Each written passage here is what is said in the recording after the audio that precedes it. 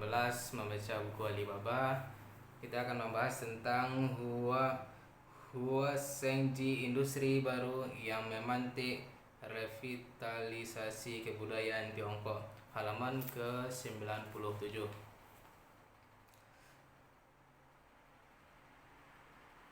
Hua Shengji adalah nama merek sebuah perusahaan yang membuat pakaian bergaya dinasti Tang. Seluruh prosesnya mulai dari perancangan sampai seleksi kain untuk pencelupan syarat dengan estetika Tiongkok. Produk yang dihasilkan tidak membunta, mengikuti tren-tren barat dalam mode busana, tetapi juga tidak menyalin sepenuhnya gaya orisinal busana kuno. Setiap aspek busananya, setiap setik dan benang luar biasa insentif. Pakaian-pakaian ini mungkin tidak memiliki pasar yang sangat besar, tetapi mereka menikmati kedudukan sangat istimewa di pasar. Kedudukan yang mengingatkan pada jejak-jejak nasional di hati rakyat Tiongkok. Hua Shengji berada di garis depan sebuah gerakan di mana perniagaan memantik perkembangan kultural. Temal memiliki sejumlah merek pakaian lain yang kembali ke tema-tema kultural, salah satunya menyerukan gerakan kembali ke alam dan gaya hidup swasembada dan disebut busana selatan sungai, gaya selatan. Perusahaan ini mendukung gerakan kembali ke cara-cara kuno, kepada keanggunan dan kesederhanaan. Pasar ceruk yang disasar gaya ini adalah pakaian untuk perempuan muda, tetapi kualitas uniknya juga mempunyai pengaruh pada pengungkapan keunggulan dalam kota dagang Temal. Cara dinamis di mana pakaian dikembangkan sebagai item penjualan dalam dagang L mempercepat datangnya abad seni dan budaya di Tiongkok. Unsur-unsur unik Tiongkok diwujudkan dalam merek-merek itu. Unsur-unsur itu memamerkan dan menghidupkan kembali daya tarik emosional seni dan budaya lewat medium pakaian. Cherry menempa rantai industri baru. Cherry adalah buah khas yang pada mulanya dihasilkan di Amerika Serikat. Sayangnya, rasa cherry rusak dengan cepat setelah dipetik karena sulit memperkirakan pasar untuk item khas semacam itu. Dan karena kualitas turun selama proses penjualan yang panjang, para peritel enggan menerima barang dagangan itu dan angka penjualan biasanya mengecewakan. Begitu dagang L berkembang, ada model pemasaran baru untuk buah ini. Ketika masih di pohon, buah itu dijual melalui internet kepada konsumen yang memesan. Bergantung pada kuantitas pesanan yang sudah di tangan, para peritel kemudian memesan buah itu dari pengekspor. Begitu dipetik, buah itu dikirim langsung ke konsumen. Ini bukan hanya mempertahankan kesegaran, melainkan juga menghindari biaya tinggi pergudangan. Susu bubuk dari Selandia Baru mengadopsi model penjualan serupa. Begitu susu bubuk segar Selandia Baru dinaikkan ke kapal, dagang L Tiongkok membuka saluran untuk menerima pesanan dan konsumen mulai membeli. Begitu sampai di Tiongkok, susu bubuk itu langsung dikirim ke konsumen. Karena keberadaan Temal, orang yang menikmati buah ceri yang khas dan orang yang mengkhawatirkan kualitas susu bubuk mereka tidak lagi perlu dirisaukan. Mereka tidak lagi perlu mengimpor susu bubuk sendiri dan perspektif industri makanan. Dengan demikian, perkembangan dagang L telah memudahkan pemasaran barang bermutu tinggi. Pakaian yang disebut sesuai pesanan. Biasanya, memesan pakaian bisa memakan waktu setengah tahun sebelum orang menerima pesanan jadi. Melalui dagang L dan platform konsumen ke bisnis C2B Temal, keseluruhan proses hanya membutuhkan waktu 15 hari. Katakanlah seorang konsumen menyukai sesuatu mengikuti model dalam majalah mingguan Roman Style.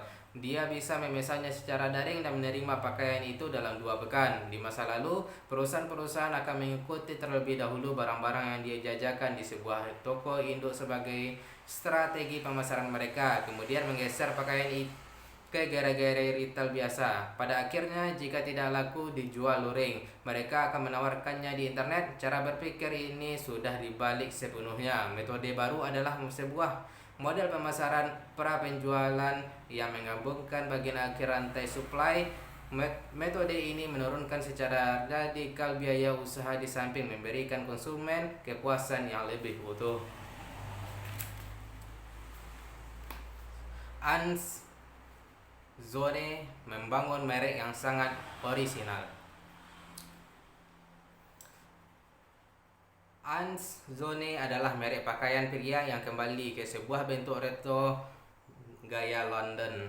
Untuk membuat pakaian, perusahaan itu hanya menggunakan pabrik-pabrik yang memproduksi merek-merek mewah internasional. Ketika brand ditetapkan, perusahaan membelanjakan sekitar 10 juta RMB untuk pemasaran digital. Pemosisian ceruk pasar targetnya sangat canggih, bertolak belakang dengan merek-merek tradisional. Ia punya keuntungan jelas tersendiri karena persyaratannya produksi dan rantai supply merek-merek tradisional sangat menuntut. Misalnya, mereka mensyaratkan bahan-bahan berkualitas sangat tinggi dan mudahnya seleksi, sementara pada saat yang sama menurunkan biaya pergudangan yang menempatkan banyak bagian berbeda di rantai supply dalam risiko. Anzone memilih menggunakan desain lokal daripada membayar perancang-perancang mahal. Ini tidak hanya memenuhi kebutuhan pasar tetapi juga menghemat banyak biaya tenaga kerja. Pada saat yang sama, perusahaan memotong bahan sendiri, memastikan kualitas kain dan juga menghemat ongkos tinggi jika harus memilih langsung bahan-bahan siap pakai yang sudah dipotong. Musim lesu dalam rantai supply tidak terlalu membawa pengaruh negatif pada dagang L. Dengan memosisikan produk-produknya sebagai alternatif murah, Anzone memiliki keuntungan dalam bersaing dengan merek-merek besar. Pelatihan virtual 90 hari Temal. Departemen Operasi Pedagang Temal menjalankan peran sebagai perencana strategis dan konsultan tingkat tinggi bagi para pedagang di platform. Menggunakan data statistik untuk transaksi-transaksi, lalu departemen bisa menganalisis jalan perkembangan di masa depan setiap bisnis. Dengan demikian, dapat membantu pertumbuhan usaha-usaha baru maupun tingkat menengah. Setiap entitas yang baru masuk atau berencana memasuki platform Temal ditempatkan dalam ujian sistem pertumbuhan operasi para pedagang baru dan berpartisipasi dalam 3 bulan pelatihan. Pelatihan ini hadir dalam banyak bentuk. Pelatihan ini meliputi penyebaran langsung materi audiovisual, materi kurikulum daring yang bisa dipilih sendiri, dan interaksi luring. Pertemuan kelas diselenggarakan untuk 300 pedagang dalam sekali kesempatan sebagai kelas individual. Masing-masing kelas mempunyai seorang ketua kelas yang bertanggung jawab mengorganisasi semua mata rantai operasional proses dan menyediakan bantuan perorangan untuk masing-masing anggota kelas. Bantuan semacam itu meliputi kunjungan ke toko menurut giliran dan menyediakan saran daring dengan penekanan berbeda untuk tiap-tiap tahap perkembangan. Pada bulan pertama pelatihan, penekanan diberikan pada struktur dasar dan kerja-kerja intern entitas. Porsi pelatihan ini meliputi pembuatan keputusan atas struktur produk, strategi penentuan harga, deskripsi produk dan desain, serta pajangan storefront. Bulan kedua berfokus pada trik, promosi dasar bisnis, dan bagaimana mengoperasikan storefront. Fokus ini meliputi dasar-dasar penggunaan unggulan dan menafsirkan data dasar. Dalam bulan ketiga, komunitas pengetahuan yang dihasilkan para profesor menjadi sangat besar. Menyerap dan mencerna informasi membutuhkan banyak waktu dan upaya. Setelah kursus selesai, Departemen Operasi Pedagang Temal mengadakan tes untuk mengukur hasil. Para vendor yang tidak lulus kehilangan kesempatan untuk masuk dan mendiami platform Temal. Rintangan tinggi ini memungkinkan Temal mempertahankan keunggulan tingkat tingginya. Sudah tentu ketika vendor-vendor baru come on the platform, mereka masih harus menjalani periode pelatihan awal untuk membantu mereka menyesuaikan diri lebih cepat dengan lingkungan. Selama proses ini, pengajaran menuntun lebih dalam tentang bagaimana menjalin hubungan dengan para pedagang di negara-negara lain. Mereka mengevaluasi tahap perkembangan yang dicapai para pedagang dan di mana setiap isu berada. Selanjutnya mereka menghasilkan sebuah rencana keseluruhan untuk menyelesaikan berbagai isu dan membantu para pedagang untuk melangkah maju. Sistem pelatihan pedagang utama. Departemen Operasi Pedagang Temal menempatkan satu asisten di kantor Temal dan platform final untuk setiap vendor. Yang disebut asisten pengembangan ini adalah sebuah alat analisis transaksi yang mengawasi data historis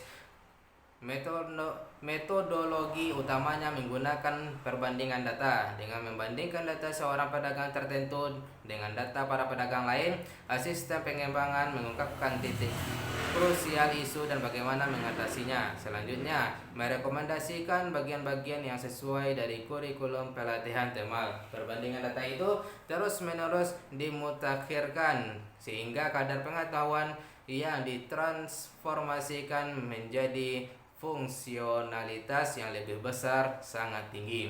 Departemen Operasi Pedagang Temal kini terus mendorong pedagang menuju tingkat lebih dalam prosedur operasional. Model pertumbuhan pedagang mulai dibuat untuk ceruk pasar yang terdiferensiasi dengan lebih baik sehingga tipe-tipe pedagang yang berbeda mengikuti jalur perkembangan yang berbeda. Ini memungkinkan kurikulum pelatihan menjadi terarah dengan tepat pada kebutuhan-kebutuhan spesifik. Pada saat yang sama, para penyedia layanan konsumen dari Departemen Operasi Pedagang Temal mengirimkan nota diagnostik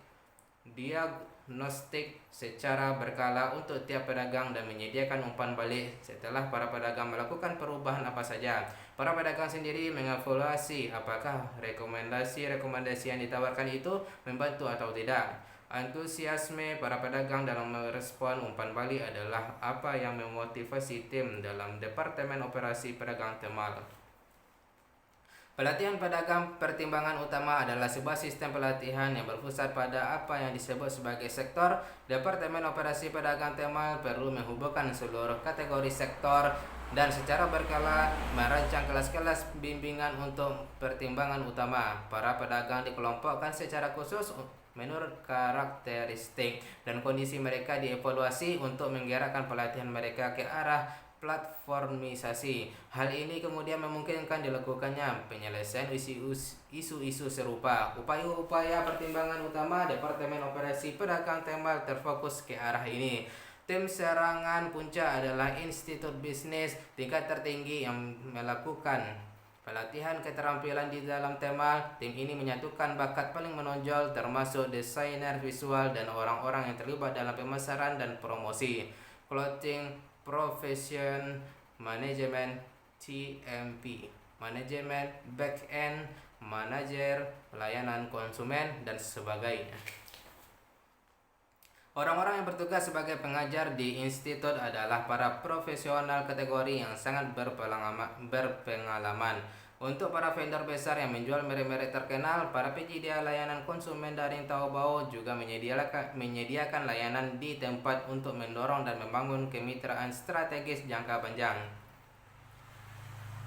Perbedaan antara Temal dan Taobao. Platform Taobao saat ini melayani vendor yang sangat besar jumlahnya, yaitu sekitar 6 hingga 8 juta. Kategori-kategori industri yang tercakup dalam komunitas ini sangat beragam dan ada ribuan variasi tentang cara mengembangkan kategori-kategori industri yang tersegmentasi dengan lebih baik. Karena ini, platform itu sendiri menyerupai sebuah pasar bebas yang diorganisasi secara longgar dan relatif tanpa kontrol pengawasan maupun bimbingan.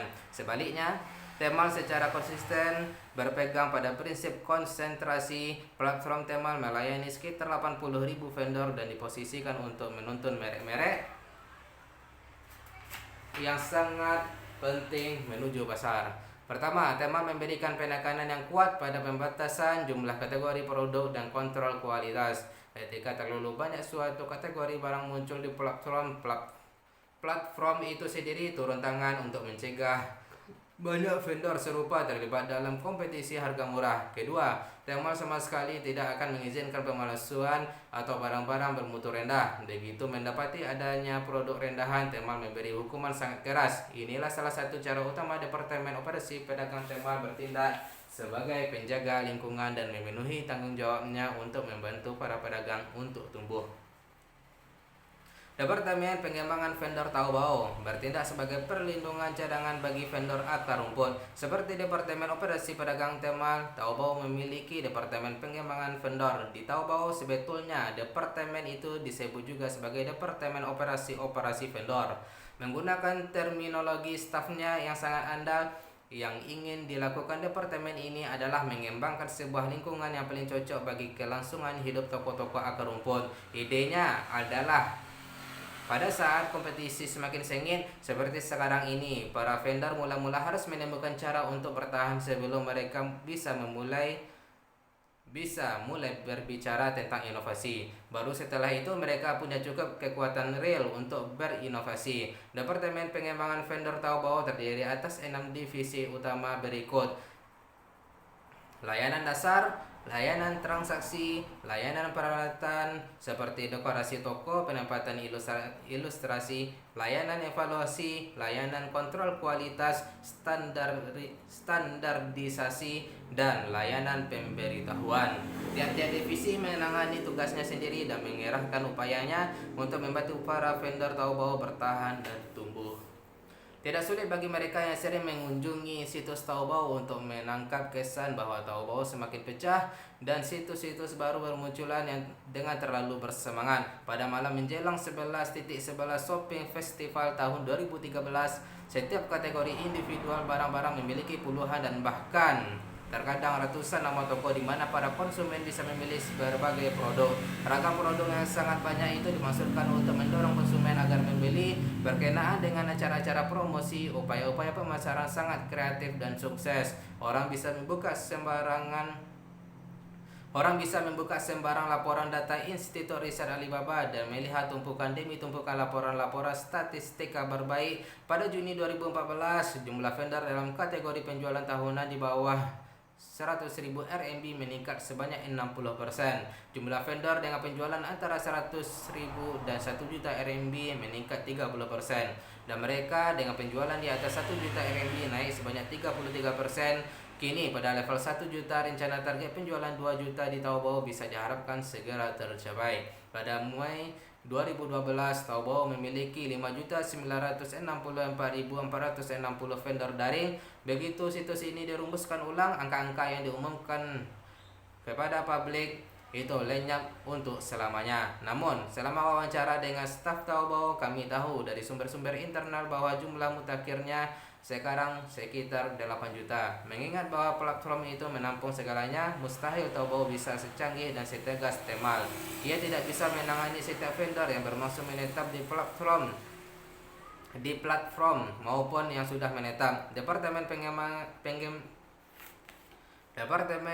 Pengembangan vendor di Taobao dengan demikian harus merumuskan peraturan dan regulasi yang lebih universitas dan fleksibel untuk ditangani. Di samping lebih berorientasi manusia, artinya departemen harus menyediakan layanan yang lebih ditunjukkan pada para pemilik toko tipikal. Ia juga harus membersihkan produk-produk tradisional tunggal yang terlalu banyak untuk memberi kesempatan produk-produk yang benar-benar kreatif agar tumbuh subur dan memungkinkan para vendor yang benar-benar kreatif di platform Taobao dapat tumbuh.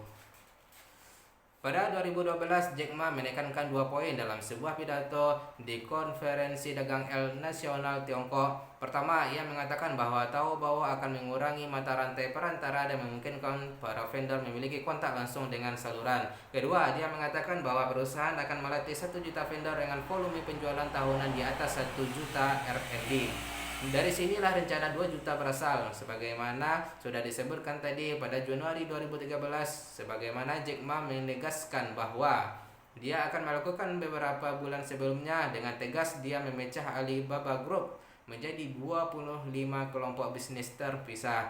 Reorganisasi struktur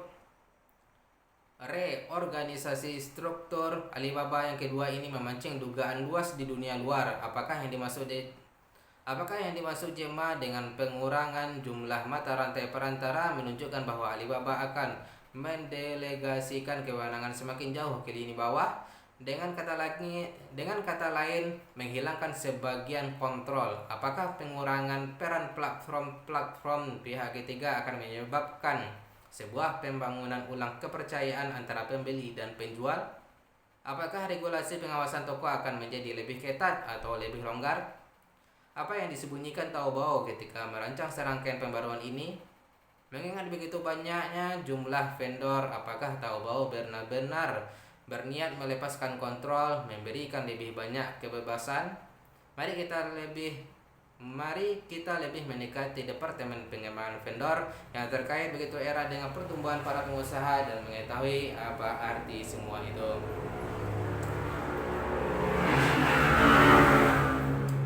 Tadi kita membahas dari halaman 97 sampai ke 106. Besok kita akan membahas tentang apa yang dikehendaki Departemen Pengembangan Vendor. Sekian, bye bye.